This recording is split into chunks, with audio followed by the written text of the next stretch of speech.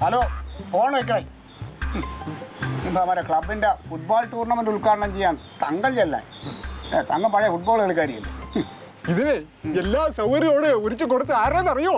ആര് ആര് ആര്? അമ്പിളിക്കുട്ടൻ. വലിയ കാര്യം തന്നെ. ഞാനൊരു കാര്യം ചോദിച്ചോട്ട്, ഈയിടെയായിട്ട് നിനക്ക് അമ്പിളിക്കുട്ടന്റെ പേര് പറയുമ്പോ ഇങ്ങനെ ഭയങ്കര ഒലിപ്പീരാണല്ലോ. നിന്റെ മനസ്സിന് ഇപ്പൊ അമ്പിളിക്കുട്ടന്റെ കൂടെ അങ്ങനെ വല്ലതും പോയാ? അങ്ങനെയൊന്നുമില്ല. പിന്നെ തങ്ക ചേച്ചി പ്രശ്നം നല്ല പ്രശ്നമായതില്ലേ, നമുക്ക് അടുത്ത ഇലക്ഷനിൽ തങ്ക ചേച്ചി നിർത്തണം. ജയിക്കും. അത് വേണ്ട കേട്ടാ. തങ്കം ചേച്ചിയെ ഞാൻ ഇലക്ഷൻ നടത്താൻ ഉദ്ദേശിക്കുന്നില്ല. അവൾ എന്റെ ഭാര്യയാണ്. അവൾ ഒരു വീട്ടമ്മയായിട്ട് ഇവിടെ ഇരുന്നോളൂ. നിന്റെ വീട്ടിൽ ഒരെണ്ണത്തിനെ കെട്ടി നീ ഇരുത്തിയിട്ടുണ്ടല്ലോ, ഒരു മുത്തുലക്ഷ്മി. അവളെ ഇലക്ഷൻ നിർത്തിയാൽ മതി. എന്റെ ഭാര്യ അതിനൊന്നും ഞാൻ ഇവിടെ ഉദ്ദേശിക്കുന്നില്ല. പിന്നെ നീ ഒരു കാര്യം മനസ്സിലാക്കണം, അടുത്ത ഇലക്ഷന് നീയാണ് അമ്പിളിക്കുട്ടനെതിരായിട്ട് മത്സരിക്കാനുള്ളത്. അവനെ തോപ്പിക്കാനുള്ള നീ എപ്പോഴും അമ്പിളിക്കുട്ടൻ എന്ന് പറഞ്ഞോണ്ടിരുന്ന തോപ്പിക്കും. ഇങ്ങനെയാണെങ്കിൽ നീ തോപ്പിക്കും. കുറെ ഒരു അമ്പിളിക്കുട്ടൻ അവനങ്ങ് എന്റെ ഭാര്യ സ്വീകരണം മാറ്റി കൊടുക്കാനും.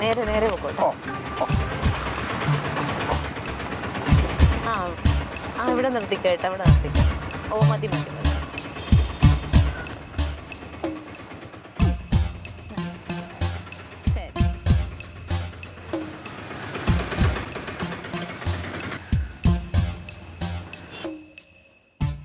അതെ, എന്താണ് തങ്കം നിന്റെ ഉദ്ദേശം?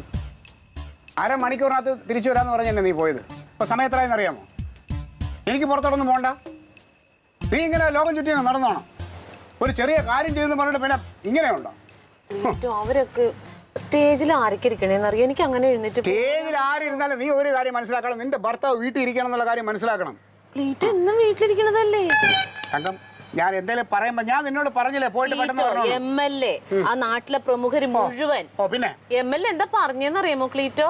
MLA എന്താ പറഞ്ഞു? എന്റെ ഭർത്താവായ ക്ലീറ്റോ എത്ര ഭാഗ്യവാനാണ്. MLA ആര്? ശശീന്ദ്രനല്ലേ? ശശീന്ദ്രനെ ഞാനും കൂടെ ഒരുമിച്ച് പഠിച്ചതാ. നീ എന്റെ ഭാര്യയാണ് നീ അറിഞ്ഞപ്പോ ഒന്ന് ചുമ്മാ പൊക്കിയത്, അല്ലാതെ ഇത് വലിയ കാര്യമൊന്നും അങ്ങനെ ഒന്നും. അതിപ്പോ ഞാൻ ശശീന്ദ്രന്റെ നാട്ടിൽ പോയി അവന്റെ ഭാര്യക്ക് ഇങ്ങനെ അവസരം വന്ന് ഞാനും ഇതുപോലെ പൊക്കും. അതൊക്കെ പാർട്ടിക്കാരുടെ നാട്ടിൽ എന്തോരം പെണ്ണുങ്ങളുണ്ട്. ആരെങ്കിലും ചെയ്ത ഇങ്ങനെ ഒരു കാര്യം? ഇതെന്താണ് തങ്ക, ഇതൊരു വലിയ കാര്യമല്ല. ഇതൊക്കെ ഞാനല്ല എത്രയോ ചെയ്തേക്കണ്. ഇതിപ്പോ ഒരു പെണ്ണ് ചെയ്തപ്പോ ഇത് പൊക്കിക്കൊണ്ട് നടക്കാൻ കുറേമാരുണ്ട്. നമ്മൾ ഇതൊക്കെ ചെയ്തപ്പോ ഒന്നും ആരും ഇല്ലായിരുന്നു. ഞാനൊരു നല്ല ഇതുവരെ ക്ലീറ്റോ തങ്കം നന്നായി നീ ചെയ്തെന്ന് ഒരു വാക്ക് എന്നോട് പറഞ്ഞോ ക്ലീറ്റോ?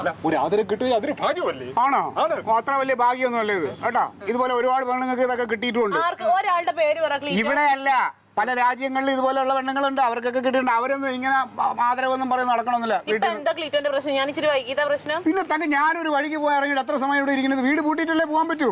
വീട് പൂട്ടിയിട്ടല്ലേ എന്നും എന്നും പോകും പോലെയാണോ വീട് പൂട്ടിയിട്ട്? ആ കുറ്റിയൊന്നും ശരിയല്ല, അത് ഇളകിയിരിക്കുക. ആള് വരാതെ പിന്നെ അല്ലാണ്ട് ചുമ്മാ തല്ലു പിടിക്കാൻ വേണ്ടിട്ട് ഓരോ കാര്യങ്ങൾ പറയരുത്. തല്ലു പിടിക്കാനൊന്നുമല്ല.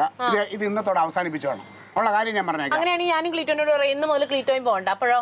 എന്തോ ക്ലീറ്റോ ഇനി മുതൽ പോവണ്ടാന്ന്. തങ്കം, ഞാനേ ഒരു പൊതുപ്രവർത്തകനാണ്. ഞാൻ നിന്നെ പോലെ അല്ല. ഞാൻ വീട്ടിൽ ഇരുന്നാലേ ഇവിടെ പല കാര്യങ്ങൾക്കും മുടക്കം ഉണ്ടാവും. അയ്യടാ മുടക്കം.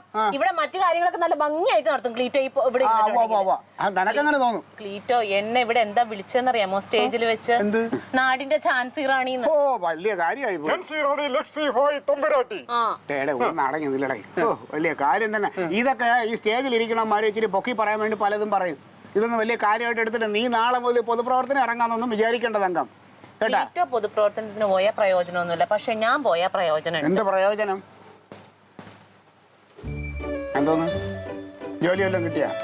അപേക്ഷ എനിക്ക് എന്താണ്?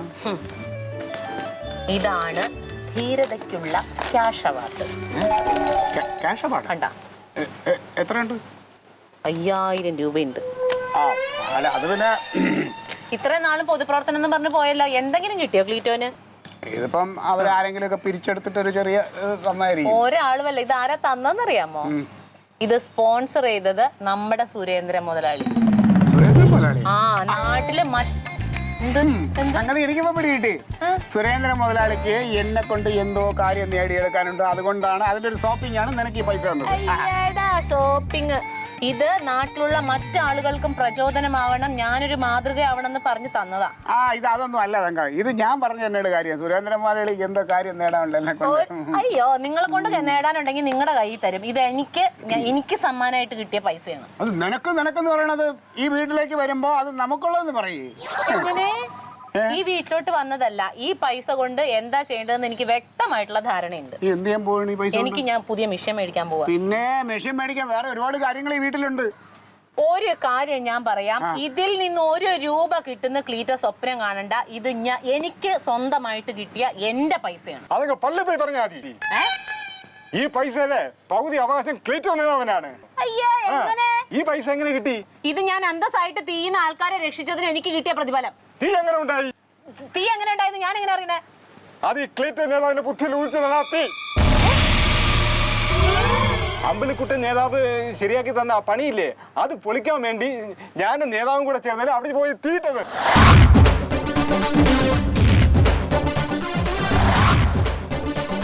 ഇനി പറ, ആ പൈസയുടെ പകുതി അവകാശം ക്ലിറ്റോ നേതാവിനല്ലേ?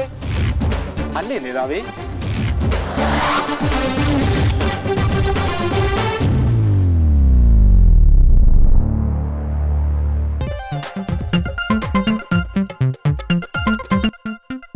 Alien versus Alien.